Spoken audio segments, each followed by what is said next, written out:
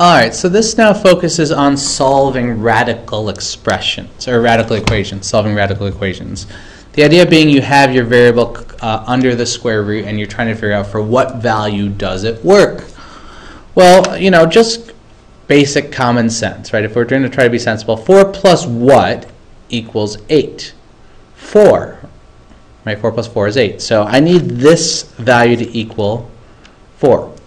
So the way I can do that inverse operation, subtracting 4 from both sides, square root of x equals 4. So to undo a square root, to get x alone, to undo square rooting, I square. And if I square one side, I have to square the other side to keep them equal. So I get x equals 16, and I always test my answer, especially in radical equations, because sometimes I can generate answers that are actually not true. So when I test it back in there, is 4 plus the square root of 16 equal to 8? Well, square root of 16 is 4, so is 4 plus 4 8? Well, yeah. So I know this is my solution. Looking at the next one, the square root is already isolated, so I can just square both sides. And remember, the square root and the square undo each other, leaving just x minus 2 on the left. 12 squared, 144.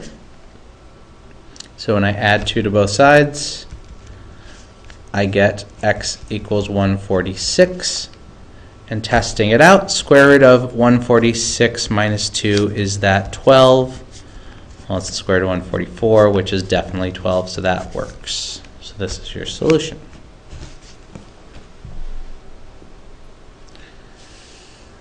Down to the bottom, again, I have a non-rationalized expression on the left, but that doesn't really matter. So how do I get x, this thing with the x inside the square root alone? Well, it's dividing by square root of 3. So to undo that, I multiply both sides by square root of 3. I do it to the left side, I have to do it to the right side, so I get square root of 2x plus 1 equals 5 square root of 3. Now I'm going to square both sides. And if you recall from your exponent rules, when you're squaring a coefficient times a base, or two items a, b, it's the same as a squared times b squared. So this is the same as 5 squared times the square root of 3 squared equals 2x plus 1. Well, 5 squared is 25, and square root of 3 squared is just 3. So that's 75, and when I subtract 1 from both sides, I get 74 equals 2x, divide both sides by 2, and I get x equals 37. Now I'm going to test that out.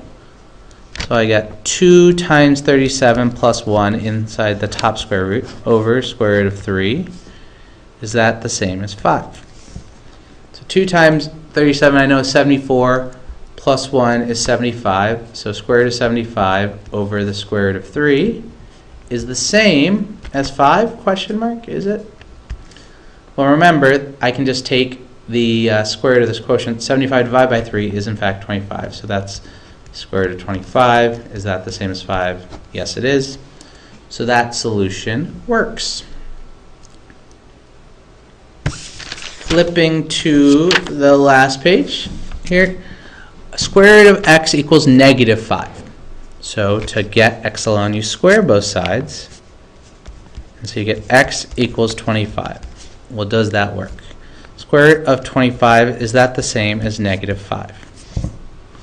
No, it's not, right? 5 is not the same as negative 5. So this one does not work.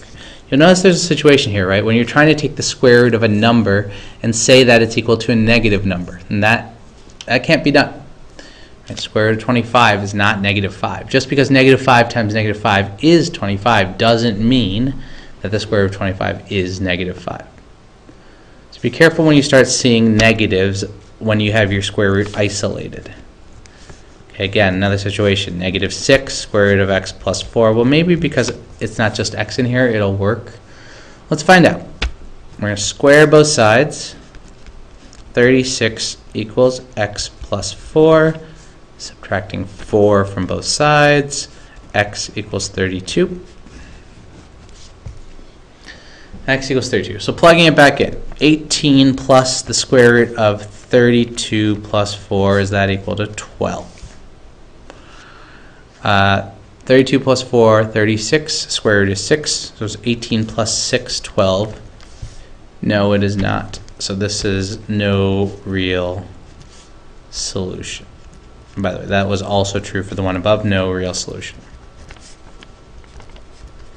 Okay, if all your solution possibilities are extraneous, meaning they are not valid in the equation even though you solve for them, then there is no solution.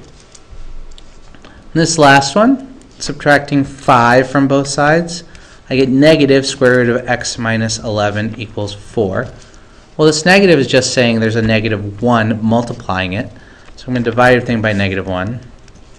And I have a negative 4 on the right side with the square root isolated. So I'm going to be skeptical and still solve it just to be sure, because you never know when it's going to work and when it's not. I need to test it always. And I get x equals 27 by adding 11 to both sides. And then I test it, and so I get 5 minus square root of 27 minus 11. Is that equal to 9? Inside the parentheses I get, or sorry, inside the radical I get square root of 16, which is 4, is 5 minus 4, 9. No, it is not. So no real solution.